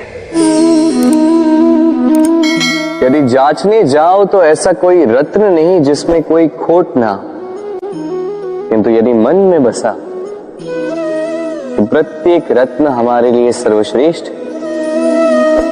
यदि परखने जाओ तो संसार में ऐसा कोई जीव नहीं जो सर्व से अधिक विषैला, किंतु यदि मानो तो ऐसा कोई जीव भी नहीं जो सर्व से अधिक सरल, जो केवल अपने पथ पर चलता है, जानकर किसी को हानि नहीं पहुंचाता। उसी प्रकार मनुष्य, यदि मनुष्य को परखने जाओगे तो वो गुणवान नहीं लगेगा, किंतु यदि मानो तो प्रत्येक मनुष्य में कोई न कोई विशेष गुण होता ही। बस बात आती है आपके दृष्टिकोण की। इसलिए अपने जीवन में मनुष्य को परखने में समय नष्ट ना करें। मनुष्य कोई वस्तु तो नहीं, मनुष्य आत्माधारी जीव है। जो कदाचित आपके व्यवहार से बदल भी जाएंगे, पराये भी आपको अपना मानकर गले लग जाए। बस प्रेम भाव को ऊपर रखें। राधे राधे। जीवन में जैसे जैसे आप आगे बढ़ते हैं, वैसे आप कई लोगों से मिलते हैं। उनमें से कुछ आपका उत्साह बढ़ाते हैं, कुछ आपको शक्ति देते हैं, कुछ हताश हो जाते हैं, तो कुछ आपके ऊपर पत्थर भी फेंकने लगते हैं। ऐसे में हम में से अधिकतर लोग क्या करते हैं? दूसरों के कर्मों के कारण स्वयं विचलित हो जाते हैं, क्रोधित हो जाते हैं उन पर, उनसे लड़ते हैं, उन्हें कोसते हैं, प्रतिशोध की भावना लेकर उन्हीं के फेंके हुए पत्थर पुनः उन्हीं के पास फेंकने का प्रयास करते हैं।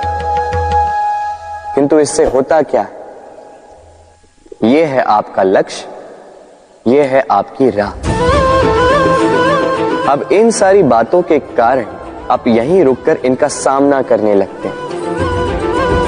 इसमें सफलता तो प्राप्त हुई, किंतु आपको नहीं, उन लोगों को जिन्होंने आपको रोकने की मंशा से आपके ऊपर पत्थर फेंकना प्रारंभ किया था। यदि उसके बदले उन पत्थरों को इकट्ठा करके आप अपना एक घर बना लें, तो आप पर पत्थर फेंकने वालों की संख्या धीरे धीरे कम होती जाएगी।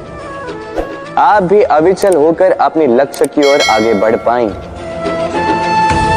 तो आलोचना से लड़कर स्वयं का समय व्यर्थ करना चाहते हैं, या अपनी लक्ष्य की ओर अपना ध्यान केंद्रित करना चाहते हैं?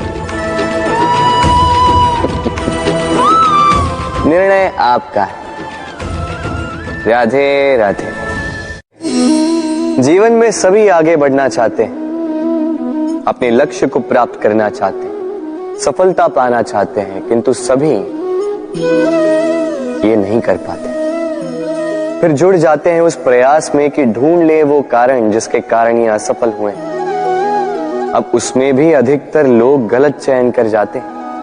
अब यदि इस बात को मैं आपको विस्तार में समझाऊं तो बात कुछ यूं है कि यदि मेरे दांतों में पीड़ा है तो पेट दर्द का काढ़ा पीने से कुछ नहीं होगा। यदि नींव में समस्या है तो मैं शिखर को कितना भी सजा लूं, भवन तो गिरेगा। यदि हम जीवन में आगे नहीं बढ़ पा रहे हैं तो कारण हमारे पांव की मोच नहीं, हमारी छोटी सोच है। यदि हम अपना भाग्य, अपना भविष्य नहीं लिख पा रहे हैं तो इसका कारण टूटी हुई कलम नहीं, औरों से जलन। यदि महान कार्य करने के पश्चात भी यश प्राप्त नहीं हो पा रहा तो इसका कारण तन का आलस नहीं,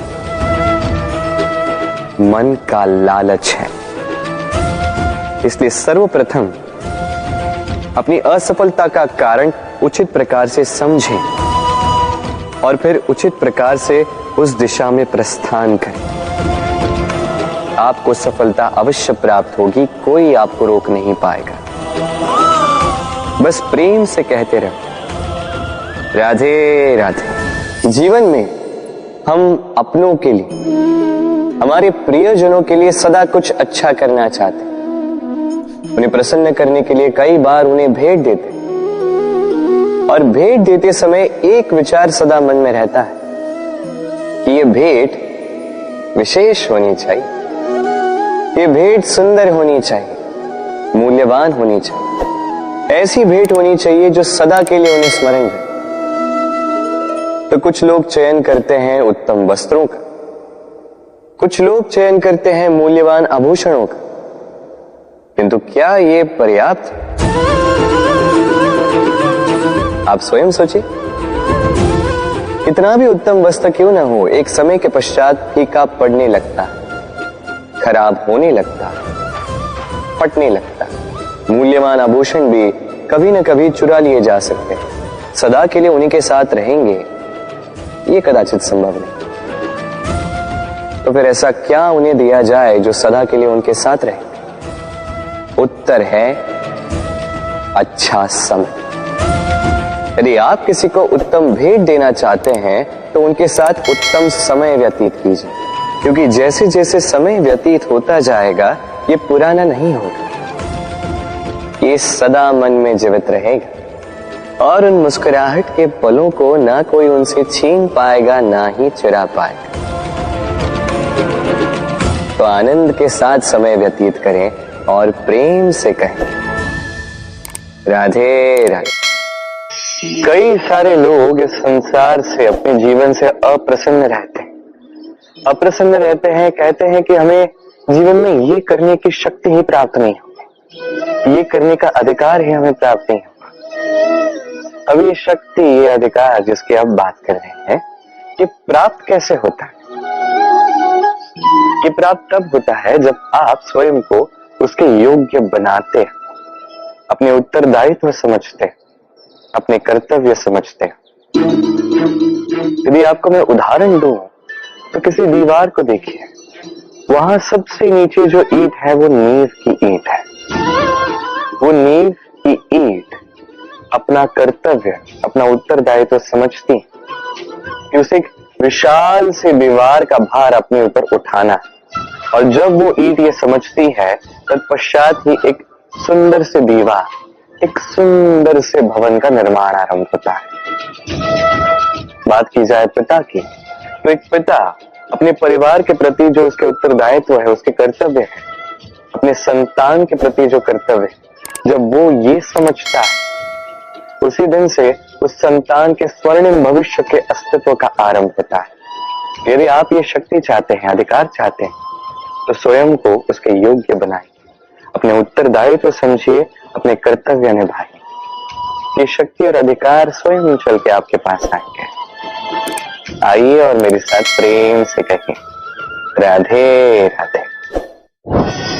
संसार में सबसे महत्वपूर्ण वस्तु कौन सी? सबसे महत्वपूर्ण व्यक्ति कौन सा? सबसे महत्वपूर्ण अस्त्र कौन सा? आपके लिए सबसे महत्वपूर्ण वो समय कौन सा?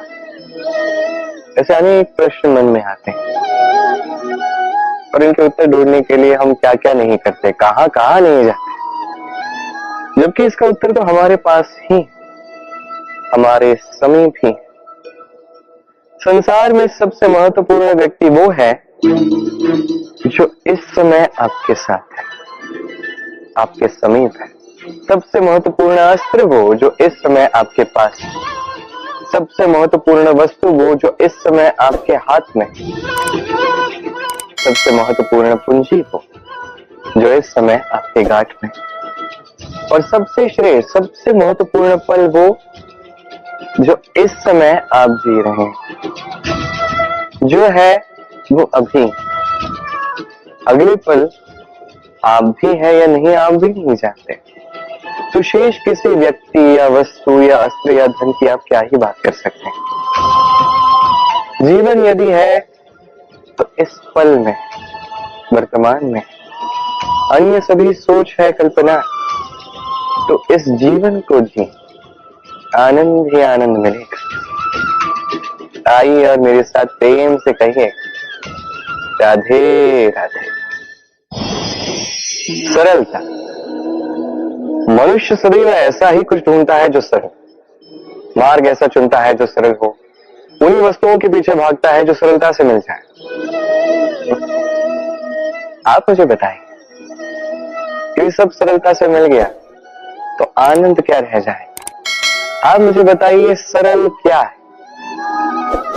दुख भोगने के पश्चात अश्रु बहाना, या मुस्कुरा कर किसी और को साहस दे?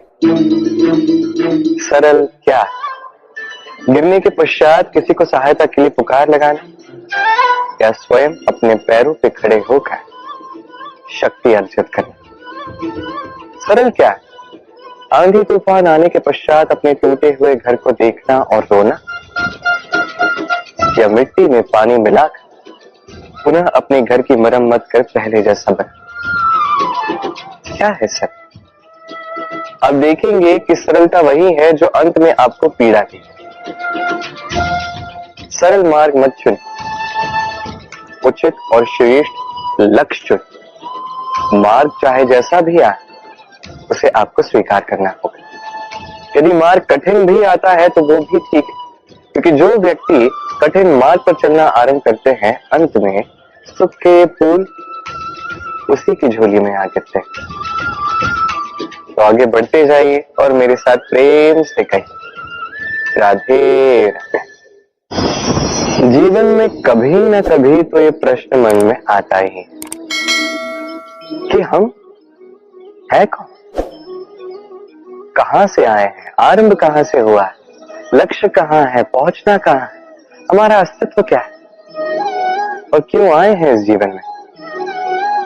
आता है, अधिकतर लोगों के मन में यह प्रश्न आता है और उचित भी।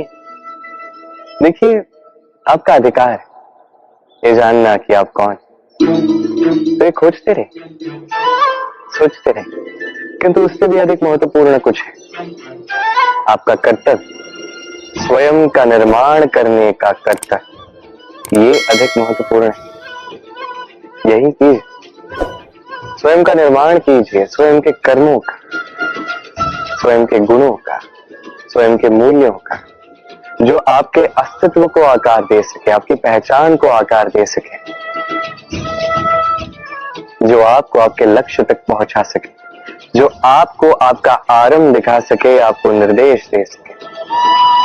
तत्पश्चात स्वयं को खोजना निरर्थक हो जाता है, स्वयं का निर्माण अधिक महत्वपूर्ण हो जाता है और यही अधिक प्रकाशमान कार्य भी है। तो आप भी यही कीजिए और मेरे साथ प्रेम से कहिए राधे राधे। संसार में सबसे अधिक मूल्यवान धन क्या है? क्या वो स्वर्ण है जिसे आभूषण बना के हम धारण करते हैं, या वो हीरे मोती, वो रत्न है जिसे हम या तो मस्तिष्क में लगाते हैं या तो अंगूठी बनाकर पहनते हैं, या वो धन है जिसे हम संसार में जो भी चाहे खरीद सकते हैं। ये सब धन संपत्ति तो है, किंतु सबसे अधिक मूल्यवान ये नहीं। ये तो कोई भी आपसे ऐसे ही छीन सकता है, कोई चोर चुरा सकता है, कोई लुटेरा आपसे लूट सकता है। संसार में सबसे मूल्यवान धन वो है जिसे हम ज्ञान कहते हैं, जिसे कोई आपसे छीन नहीं सकता, कोई लुटेरा लूट नहीं सकता, कोई चोर चुरा नहीं सकता, कोई राजा कर के रूप में आपसे ले नहीं सकता, ये आपके साथ ही रहता है। किंतु एक कार्य है जो आप कर सकते हैं, ये ज्ञान रूपी धन आप बांट सकते हैं। एकमात्र ऐसा धन है ये ज्ञान जो बांटने से और बढ़ता है। इसलिए जीवन में सदैव स्मरण रखिएगा, ज्ञान प्राप्त करने पर विश्वास रखिए, धन प्राप्त करने पर यह मन प्रसन्न होकर कहेगा राधे। अपराध वो भावना है जिसके कारण संसार में सदा दुख ही व्याप्त रहता है। हम सब अपराधियों से घृणा करते हैं, उन्हें कोसते हैं, परंतु क्या कभी विचार किया है कि कोई भी जन्म से अपराधी नहीं होता? तो ऐसा क्या कारण है कि कोई इतना बुरा बन जाता है कि वो बुराई की सीमाएं ही पार कर जाए? कारण है कामना। यदि कामना पर नियंत्रण ना रखा जाए, यदि कामना को पूर्ण करने के लिए परिश्रम ना किया जाए, तो वो तृष्णा में बदल जाती है, और तृष्णा लालच में, और लालच छल में, और छल करते ही मनुष्य अपराध की ओर अपने पग बढ़ा देता है। इसलिए ये अत्यंत आवश्यक है कि मन की कामनाओं पर नियंत्रण रहे। यदि मन पर नियंत्रण रहेगा तो अपराध पर स्वयं ही नियंत्रण हो जाएगा। हम सबका मन करता है कि हम जीवन में ऐसे शिखर पर पहुंचे जहां हमसे ऊपर कोई ना हो, जहां हमें कुछ करने की आवश्यकता ना पड़े, है ना? कुछ लोग इस शिखर पर पहुंच भी जाते हैं, परंतु उनका मन सदा विचलित रहता है। इतनी मनोरंजक बात है ना कि जिस विश्राम को पाने के लिए हम इतनी मेहनत करते हैं, इतना परिश्रम करते हैं, वो हमें मिलता ही नहीं। कारण स्वयं सोचिए, वन का राजा होने के पश्चात भी सिंह को अखेट के लिए परिश्रम क्यों करना पड़ता है? सोचिए, मैं बताता हूं। क्योंकि राजा होने का अर्थ ये नहीं कि वो सदा सोता रहे और मृग स्वयं उसके समक्ष आकर कहेगा कि आइए महाराज, मुझे खाकर अपनी भूख मिटाइए। तो समझ लीजिए, कार्य आपके परिश्रम से संपन्न होते हैं, केवल कामना से नहीं। यदि आप नीचे हैं तो सदा स्मरण रखें कि आपका परिश्रम ही आपको ऊंचाइयों पर ले जाएगा, और यदि आप ऊंचाई पर हैं तो वहां पर भी रहने के लिए आपको निरंतर परिश्रम करते रहना होगा। अर्थात परिश्रम से मुक्ति नहीं है, क्योंकि परिश्रम ही जीवन है। सबसे अधिक महत्वपूर्ण क्या है? जीवन, या जो जीवन में पाया, यात्रा, या यात्रा पूर्ण करने के बाद पाया गया लक्ष्य, कर्म या उसके फल? बहुत ही महत्वपूर्ण परंतु विकट प्रश्न है ना? परंतु तनिक धीरज से सोचेंगे तो इसका उत्तर अधिक कठिन नहीं है। यदि जीवन यात्रा है तो उसका लक्ष्य क्या होना चाहिए? स्वयं सोचिए। मान, संतान, धन? नहीं ना। अंतिम लक्ष्य है परम आनंद, और ये अचानक से नहीं मिलता। इसे पाने का केवल एक ही उपाय है, और वही आपका कर्म है, वही आपकी यात्रा भी, और वही आपका प्रारब्ध भी है। और आपको कौन बताता है कि आपके लिए सही क्या है? वो है आपका मन, जो मस्तिष्क की भांति हानि और लाभ नहीं सोचता, जो आपको ये बताता है कि शुभ किसमें है, संसार का कल्याण किसमें है, आनंद किसमें है। यदि आपका मन संयमित है तो वो आपका सबसे महत्वपूर्ण मार्गदर्शक है, जो आपकी यात्रा, आपका लक्ष्य, आपके कर्म और उसके फलों को सबको शुभ बना सकता है।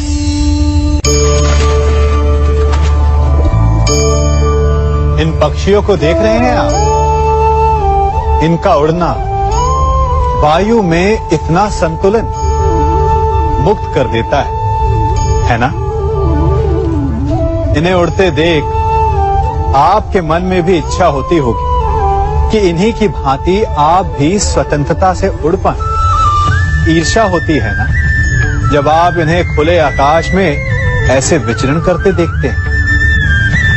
पर कभी सोचा है, इस उड़ान को, इस स्वतंत्रता को पाने के लिए कितना परिश्रम, कितना अभ्यास किया होगा इन्होंने?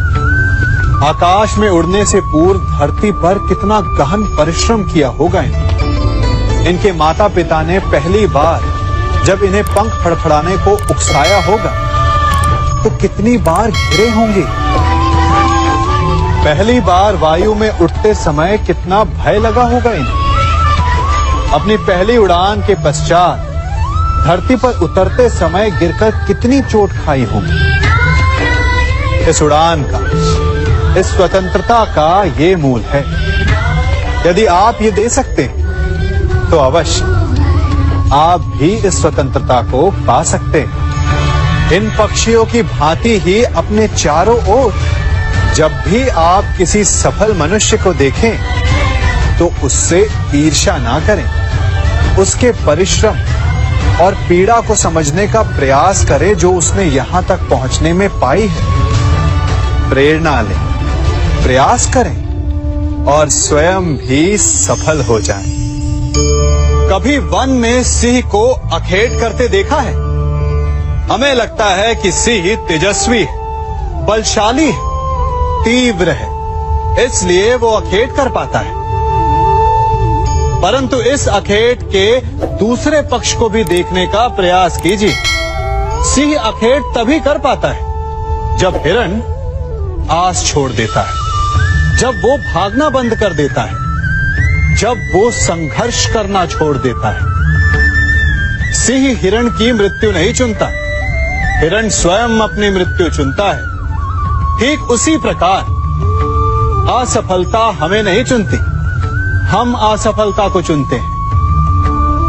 ये हम ही हैं जो आशा को छोड़कर संघर्ष करना छोड़ देते हैं और भाग्य का अखेट बन जाते हैं। इसलिए संघर्ष करना मत बंद कीजिए, प्रयास करते रहिए और सफलता आपकी मुट्ठी में होगी।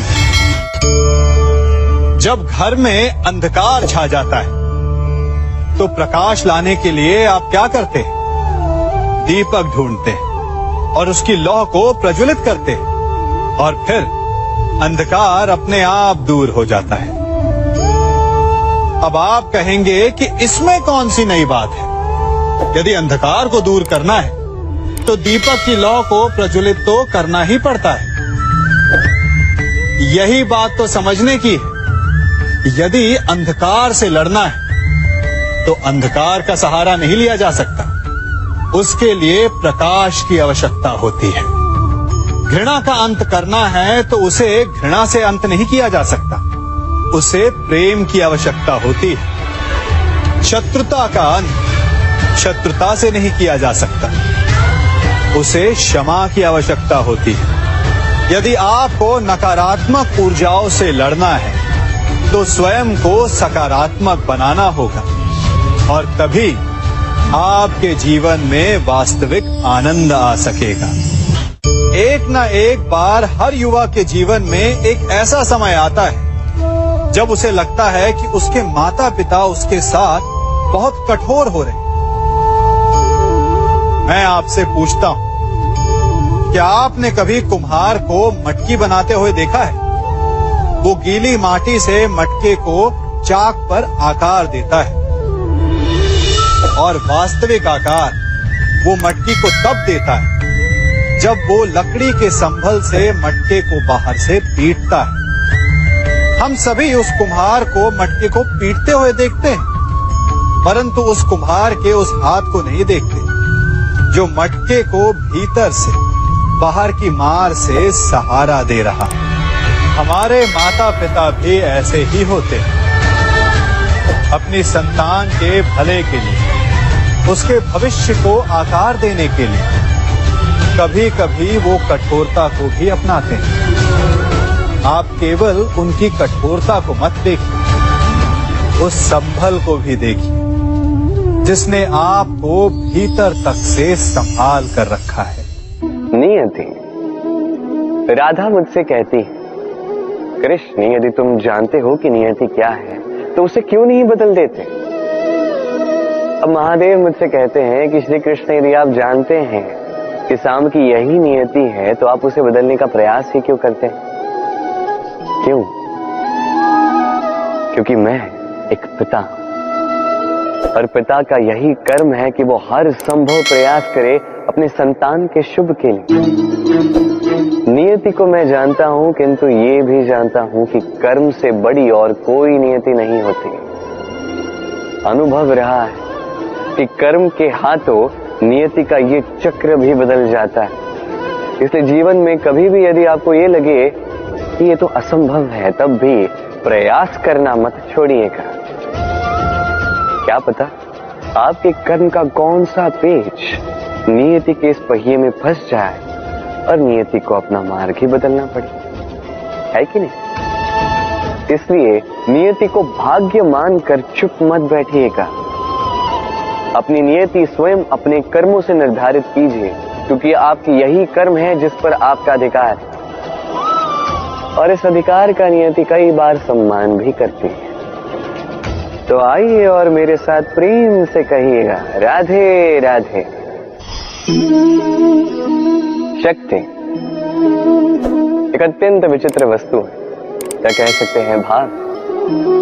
पिता सदैव चाहता है कि वो अपनी शक्ति पुत्र को सौंप सके ताकि वो शक्तिशाली बने, ये उसके हित में हो। और पुत्र सदैव चाहता है कि उसे पिता से ये शक्ति प्राप्त हो सके, किंतु शक्ति प्राप्त करने के लिए पुत्र होना पर्याप्त नहीं, पात्र होना आवश्यक है। यदि आपको सरलता से समझाऊं तो यदि आप सुपात्र हैं और आपको शक्ति दी जाती है तो आपको उस शक्ति का महत्व ज्ञात होगा, कहां उस शक्ति का प्रयोग करना चाहिए वो ज्ञात होगा, और ये शक्ति अर्जित की हुई शक्ति होगी तो इसका दुरुपयोग नहीं होगा। किंतु यदि यही आप कुपात्र होंगे और यदि आपको शक्ति दे दी जाए तो क्या होगा? देखा जाए तो ये शक्ति आपको दान में ही मिली होगी, तो ना इसका महत्व आपको ज्ञात होगा, ना इसका उपयोग आपको ज्ञात होगा। इसका दुरुपयोग होना निश्चित है। इसलिए यदि आप कोई शक्ति प्राप्त करना चाहते हैं तो पहले उसके योग्य बनिए, पुत्र नहीं पात्र बनिए। और मेरे साथ प्रेम से कहिए, राधे राधे। कहते हैं एक पुत्र पिता की परछाई होता है और हर परछाई चाहती है कि वो अपना अस्तित्व प्राप्त कर सके। पुत्र चाहता है कि वो अपने पिता की भांति बने या कभी कभी उनसे भी श्रेष्ठ बने, पर इसमें कुछ भी अनुचित नहीं। अनुचित तब हो जाता है जब पुत्र अपने पिता जैसे बनने के स्वप्न को लेकर या उनसे भी श्रेष्ठ बनने के स्वप्न को लेकर अनुचित मार्ग पकड़ लेता है, क्योंकि तत्पश्चात वो ये नहीं चाहता कि वो अपने पिता के गुणों को आत्मसात कर ले। वो बस ये चाहता है कि संसार की दृष्टि में मैं श्रेष्ठ सिद्ध हो जाऊं। ये अनुचित है। संसार में कई सारे लोग इसलिए श्रेष्ठ बनने का प्रयास करते हैं ताकि उनके परिवार के पिता का मान सम्मान बढ़ता रहे। ऐसे भी लोग होते हैं और यही है अंतर उद्देश्य का।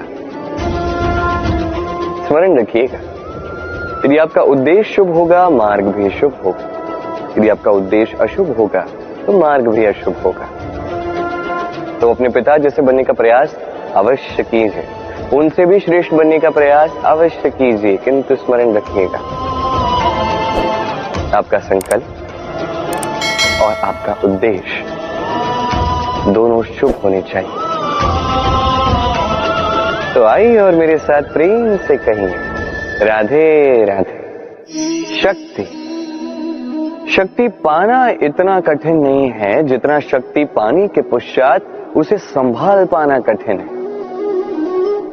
क्योंकि जैसे ही मनुष्य शक्ति प्राप्त कर लेता है उसके मन में गर्व आता है, जो अभिमान बनता है, जो हठ बनता है।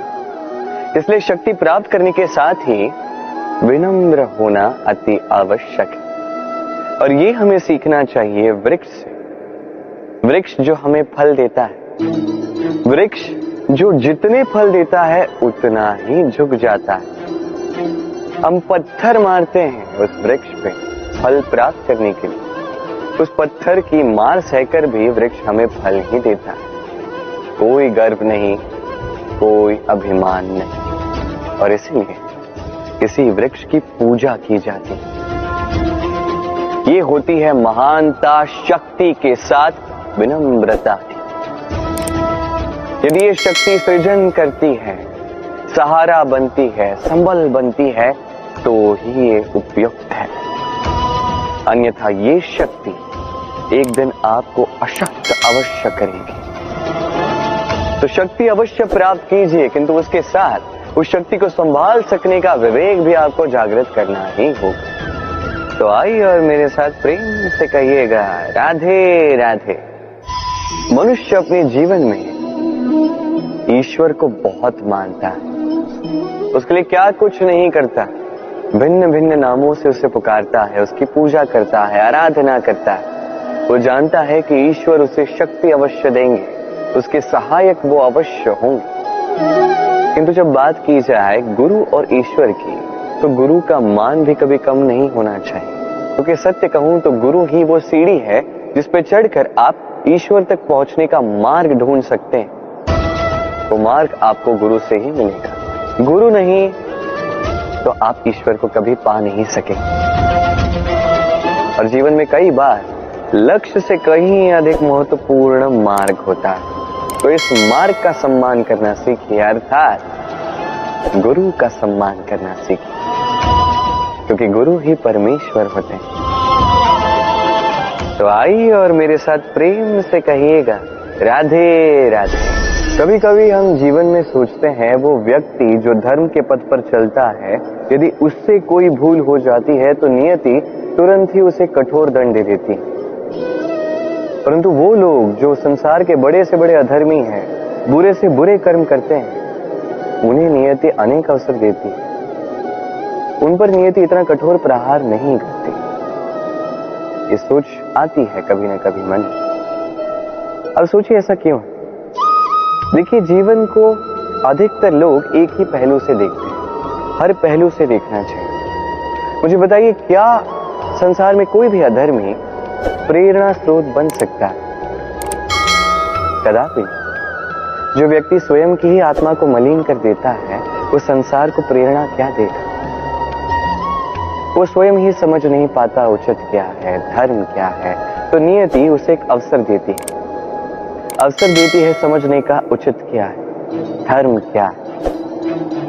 अवसर देती है विवेक जगाने का, अवसर देती है अपनी अंतरात्मा की पुकार सुनने का। जब ये भी नहीं होता तो नियति के पास एक अंतिम विकल्प शेष रह जाता है, और वो है महाविनाश। महाविनाश जो भली ही देरी से आए, किंतु आता अवश्य है। और जब महाविनाश आता है, तब महाविनाश की पीड़ा समस्त मनुष्य जीवन की पीड़ा से कहीं अधिक होती है। ये बात सदैव स्मरण रखिए। और दूसरा व्यक्ति जो धर्म के पथ पर चल रहा होता है, उससे यदि कोई भूल हो जाती है तो नियति उसकी परीक्षा लेती। उस समय मनुष्य को लगता है कि नियति ने उसे कठोर दंड दिया, पर समय के साथ हम सभी देखते हैं, जब वो व्यक्ति उस परीक्षा में उत्तीर्ण हो जाता है, उस समस्त संसार के लिए प्रेरणा स्रोत बन जाता है। अर्थात नियति हर एक व्यक्ति को उसके कर्म का उचित फल देती है, उचित दंड भी देती है। अंतर है तो बस समय और आपकी सोच का। तो धर्म के पथ पर चलिए और मेरे साथ प्रेम से कहिए, राधे राधे। क्या आप कभी किसी ऊंचे पर्वत के शिखर तक पहुंचे? यदि आप पहुंचे हैं या यदि आप किसी ऊंचे पर्वत पर जाएंगे तो ध्यान से देखिए, जैसे जैसे आप ऊपर जाते हैं वैसे वैसे सर्वप्रथम सारी वनस्पतियां लुप्त होने लगती हैं। तत्पश्चात सारे पेड़ पौधे पशु पक्षी सभी लुप्त होने लगते हैं। अंततः शिखर पर रह जाती है केवल शांति, एकांत। अब मनुष्य के साथ भी यही होता है। मनुष्य जब आत्मविकास की ओर बढ़ने लगता है, अपने जीवन के शिखर पर पहुंचना चाहता है, तब उसे एकांत की आवश्यकता होती है और उसे साथ छोड़ना ही होता है अपनी सुख सुविधाओं का, अपनी संपत्ति का, अपनी समृद्धि का, अपनी सुंदरता का। देखिए, जीवन के शिखर तक पहुंचना ये सरल तो नहीं है, अत्यंत दुर्गम मार्ग है। किंतु यदि आप वहां पहुंचना ही चाहते हैं तो आपको त्याग की प्रवृत्ति जागृत करनी होगी। त्याग क्या है ये सीखना होगा, क्योंकि त्याग से ही मन में शांति आती है और इसी शांति से मन में उत्पन्न होता है प्रेम। और ये प्रेम ही तो है जीवन का अंतिम लक्ष्य। तो आइए और इसी प्रेम के साथ कहें, राधे राधे। दुविधा। कई बार जीवन में हम उस मोड़ पे पहुंच जाते हैं जहां हम समझ नहीं पाते कि अब किस दिशा का चयन किया जाए। कभी यहां जाना उचित लगता है, कभी यहां जाना उचित लगता है, कभी दोनों मार्ग पर आगे बढ़ना आवश्यक लगता है, किंतु वो तो हो नहीं सकता। तो कभी कभी ऐसा भी लगता है कि कदाचित यहीं रुक जाना उचित है, कहीं ना जाना ही उचित है। अब इसी को तो दुविधा कहते हैं। संसार में ऐसी कोई दुविधा नहीं जिसका समाधान ना हो। ये दुविधा स्वाभाविक, और आपकी इस दुविधा को थोड़ा सरल बना देते हैं। दुविधा में जब भी चयन करें तो ये सोचकर करें कि आपके इस चयन का इस संसार पर, इस समाज पर क्या प्रभाव पड़ेगा। अपनी लाभ और हानि के विषय में सोचना छोड़ दीजिए और कर्म कीजिए संसार के हित के लिए, आने वाली पीढ़ी के हित के लिए। सोचिए कि आपके इस कर्म से उनके जीवन का उद्धार कैसे होगा, क्योंकि यही विचार उचित विचार। देखिए, कई बार औषधि जो होती है वो कड़वी होती है, किंतु यही औषधि तो उपचार भी करती है ना। उसी प्रकार आपको भी इस दुविधा में कड़वे चयन करने पड़ सकते हैं, जो कठिन चयन होंगे, जो कठिन समय ला सकते हैं। किंतु यदि ये चयन धर्म संगत है, यदि इसे संसार का हित होगा, तो यही चयन उचित चयन। आइए और मेरे साथ प्रेम से कहिए, राधे राधे। ये ब्रह्मांड कितना बड़ा है ना, इसके समक्ष ये पृथ्वी भी मात्र एक बिंदु लगती। अब इसी पृथ्वी पर हम कौन है, हमारा आकार क्या है, हमारा अस्तित्व ही क्या है। जब हम ऐसे सोचते हैं तो लगता है कि हम कुछ है ही नहीं। अब जब हम कुछ है ही नहीं तो हमें चिंता किस बात की है, भय किस बात का, किससे भयभीत होते हैं। कौन है जो हमें मार सकता है, कौन है जो जन्म दे सकता है, जबकि आत्मा ना कभी जन्म लेती है ना ही कभी मरती। आत्मा बस शरीर बदलती। आप, मैं, हम सभी ये शरीर नहीं, हम आत्मा है जो परमात्मा का परम अंग है। इसलिए स्मरण रखिए, आपको बाहर नहीं देखना, स्वयं में देखना है, यहाँ झांकना है, आत्मा को पहचानना है। क्लेश, भय, चिंता, इससे स्वयं को दूर कीजिए, आप पहचान जाएंगे परमात्मा कौन। तो आइए और मेरे साथ प्रेम से कहिए, राधे राधे। कर्म और फल। मनुष्य का ये स्वभाव होता है कि उसे अपने प्रत्येक परिश्रम का प्रतिफल चाहिए। अधिकतर बार तो इसी परिणाम की चिंता करते, कल्पना करते वो कर्म करते जाता है कि मैं ये कर्म करूंगा तो मुझे ये मिलेगा। उसकी कल्पना करता है जो ना उसके हाथ में है, ना उस पर उसका अधिकार है, ना ही वश है। वो केवल अपना कर्म कर सकता है, उसे क्या मिलेगा ये उसके हाथ में नहीं है। इसलिए आप भी केवल कर्म करते जाइए, फल की चिंता नहीं। स्मरण रखिए, जड़ और शाखाएं जिस प्रकार एक दूसरे से जुड़ी हैं, उसी प्रकार कर्म और फल एक दूसरे से जुड़े। जो भी आप कर्म करोगे उसका फल आपको अवश्य मिलेगा। इस फल की चिंता में कर्म का समय नष्ट ना कीजिए, क्योंकि जो व्यक्ति समय नष्ट करता है, समय उस व्यक्ति को नष्ट कर ही देता है।